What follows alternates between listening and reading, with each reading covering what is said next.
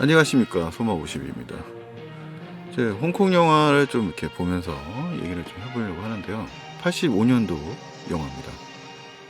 뭐 예스마담이고요. 예스마담은 원래 이제 황가사자라는 이름을 가지고 있죠. 지금 이제 제작자로 홍금보가 나오는데 홍금보의 영향하에서 만들어진 영화입니다. 이 작품이 뭐 이제 유명한 거는 이제 양자경이 이 영화로 이제 확실히 이름을 알렸어요.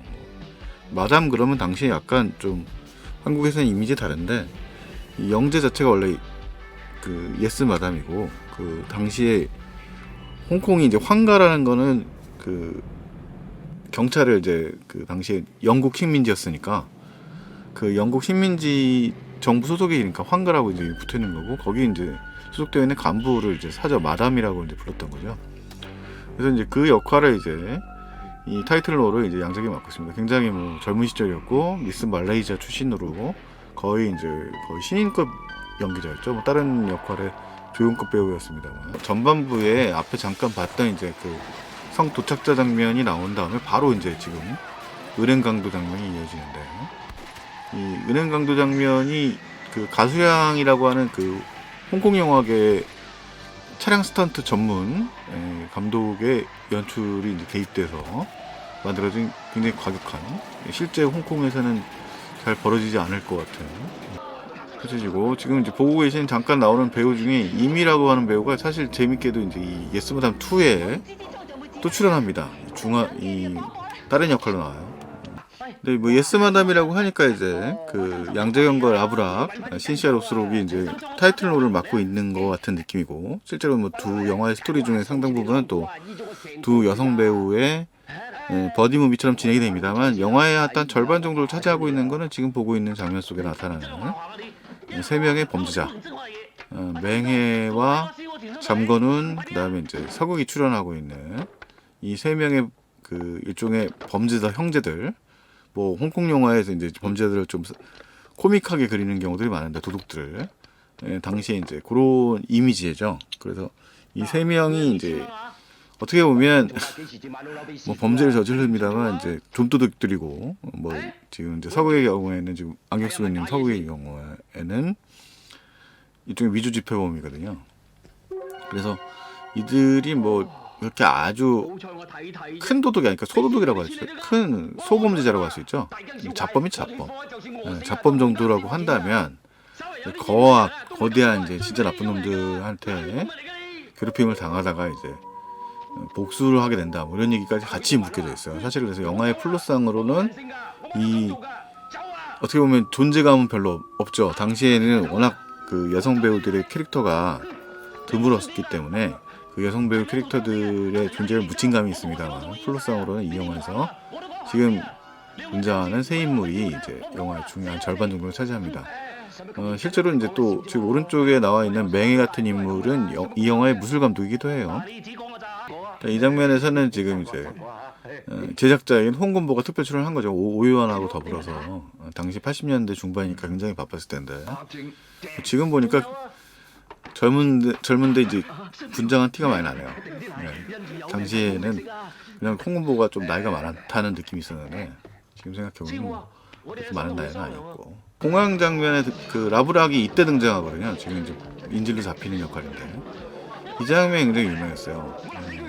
장면이 광고 홍보 포인트로도 많이 쓰이고, 요 장면이죠. 이렇게 굉장히 높은 각도의 발차기가 했고, 뭐 굉장히 인상적인 등장 장면이죠. 뭐 중간에 이제 뒷장면 같은 데서는 뭐 스턴트맨 썼습니다만, 지금 보시는 장면 같은 데서는 본인이 한 장면이 또 굉장히 각이 나오기 때문에, 실제로 뭐 무술가기 때문에요. 무술가로서의 액션 시퀀스가 잘 보여줬던 그런 장면이었고, 양재경과 더불어서 이제 둘이 일종의 뭐 티격태격하는 일종의 여성 버디 액션 형사 역할, 이런 역할입니다. 물론 시각은 약간 80년대 영화니까 뭐 아주 납작하다고 말할 수는 없을 것 같고요. 이 영화에 이제 악역을 맡고 있는 건 전준이라는 배우예요. 지금 이제 보고 계신, 지금 이제 저기가 이제 일종의 그 파이터 보스 역할을 하는 거죠. 이제 지금 이렇게 하고, 이 전준은 70년대의 초반에 이수룡 영화, 그 뭐 사망유의 같은 영화에 보면 조연으로 등장합니다. 그래서 나중에 이제 70년대 후반에 그 한국 합작 영화들, 그다음에 성룡 초기작들에도 보면 나유 휘하의 이제 제작사에서 뭐 주연급, 조연급 가리지 않고 많이 출연했던 배우예요. 굉장히 그래서 낯이 많이 익은 배우고, 중간에 내기당구 장면이 잠깐 나오는데 아마 당시 홍콩 그 챔피언이었던 것 같습니다. 당시 이제 이 당구 챔피언으로 유명 인사였던 것 같아요. 특별 출연 같이 약간 좀 뜬금없이 등장을 하죠. 갑자기. 근데 여기 두 인물이 이제 그 두 명의 여성 수사관이 그 라브락의 경우에는 스코틀랜드에서 이제 파견 나온 뭐 영화의 이제 모티브가 된 것이 스코틀랜드에서 이제 넘어왔던 어떤 이제 인물이 살해당하면서 이제 펼쳐지는 이야기이기 때문에 이제 파견 나온 형사관 설정이고요. 형사관 설정이고, 라브락은 실제로는 뭐 이렇게 많이 생각보다는 홍콩 영화에서 오랫동안 활약을 하지는 않았습니다. 많이 출연하는 편은 아니고, 가장 대표적인 이제 예스마담이고, 약간 B급 액션물 중심으로 많이 활동을 하다가 나중에 이제 아예 할리우드에서도 B급, C급 액션물을 많이 출연했죠. 최근에 뭐 익스펜더블의 짝퉁판에 이제 또 출연하기도 했다고. 뭐 이제 나이가 많으니까. 영화는 이제 뭐 사실 이제 이 플롯 자체가 중요한 영화는 아니죠. 사실 뭐 원규 영화들을 제가 개인적으로 그게 좋아하지 않는 편이긴 한데요. 뭐 방세욱 같은 영화가 이제 원규 영화의 홍콩 시절의 대표작이라고 할 수 있고요.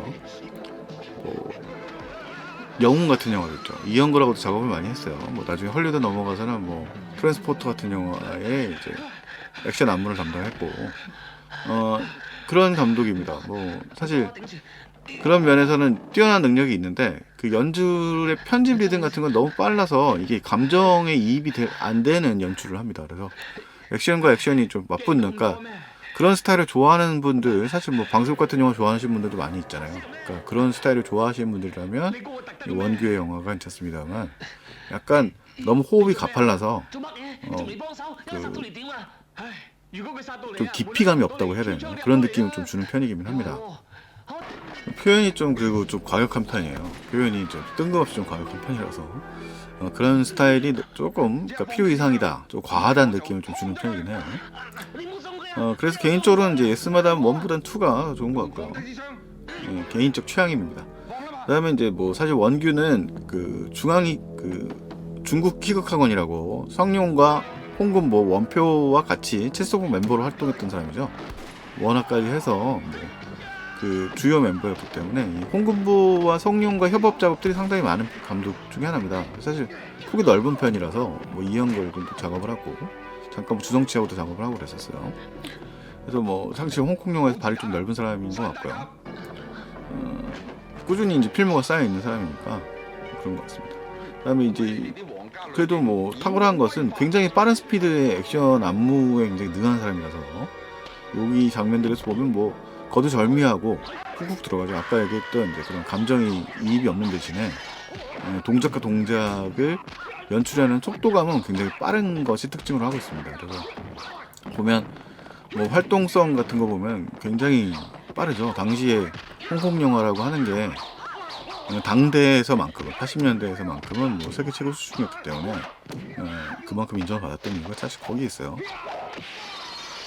뭐 특수효과 같은 게 불가능하던 시절에 거의 특수효과에 준한 수준의 액션 스턴트를 해냈고, 뭐 그것들이 이제 물론 특수성, 뭐 도제식 교육을 받았던, 그러니까 소위 말하면 스파르타식 교육을 받았던 거죠. 희극학원이라고 하는 특수성의 경극학원이라고 하는 데서 받았던 인물들이 영화계에 진출을 했고, 70년대, 60, 70년대 그 사람들의 전통이, 무술가와 전통이 이제 바로 액션 영화의 흐름에 같이 포함되었기 때문에 가능한 얘기입니다. 가능한 얘기고, 뭐 그것은 이제 다시 보기는 어려운 풍경일 것 같습니다. 어쨌든 저런 과격하고 어떻게 보면 잔인한 액션들이 가능했던 시대였던 거죠. 그래서 원규의 이 예스마담 시리즈에도 보면 굉장히 과격한 액션 시퀀스가 많이 있어요. 이거는 뭐 인디아나 존스의 패러디 같은 장면이고요. 그래서 영화의 이제 후반부 하이라이트 씬은 사실 이 악당들과 양재현과 라브락이 들어가서 이 싸움을 벌이는 이런 장면들입니다. 그래서 굉장히 당당한 그 여성상이죠. 그러니까 뭐 그 전까지 홍콩 영화들에서도 저렇게 좀 과격한 스타일의 과감하게 막 액션을 펼쳐내는 경우가 많지 않습니다. 네, 양자기의 경우에는 그 무술을 따로 배웠다고 그러죠. 그러니까 지금 저런 식으로 막 강목을 휘두르는, 강목도 굉장히 두꺼워요. 그런 휘두르는 장면이 가능하던 시절이었습니다. 물론 뭐 기본적인 안전장치, 뭐 이제 속이 비어진다든가 뭐 그런 일을 했겠습니다. 무게감 없죠. 네. 그래서 이런 식의 이제 과감한 스턴트를 했던 시절입니다. 굉장히 위험하지 않습니까? 딱 봐도 특별한 안전장치도 많이 없어 보이고 뭐 굉장히 몰아치는 그런 액션 시퀀스죠. 사실 근데 플롯상으로는 이 둘이 이제 경찰을 등장하니까 갖고 있는 이제 문제 해결을 완벽하게 해낼 수는 없어요. 그래서 약간 영화의 플롯의 측면에서 찐 주인공은 양재경과 라브랑은 아니다.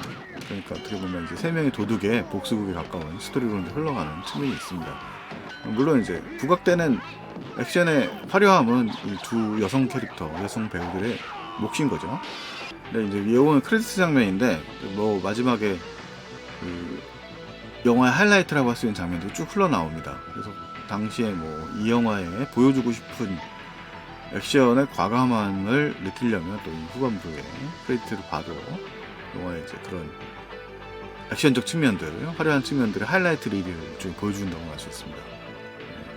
뭐 성형 영화에서는 NG 장면 같은 걸 넣습니다만 여기서는 그냥 영화 속에 나와 있는 그런 하이라이트 액션 씬들을 보여주는데 그 화려한 스턴트를 보여주는데 집중하고 있어요. 이런 장면들 뭐 엄청난 장면들이죠. 과감하고 하지 말아야 할 장면인데 지금 따라하면 안 되는 장면들이 펼쳐지는 그런 영화입니다. 약간 뭐 이쪽에 과거의 홍콩 영화를 한번 좀 살펴본자 이런 의미로 한번 대본 없이 한번 떠들어봤는데 어떨지 모르겠네요. 네. 오늘은 예스 마담을 살펴봤습니다. 85년도 영화고요. 다음에 또 만나도록 하죠. 저는 소마50이었습니다.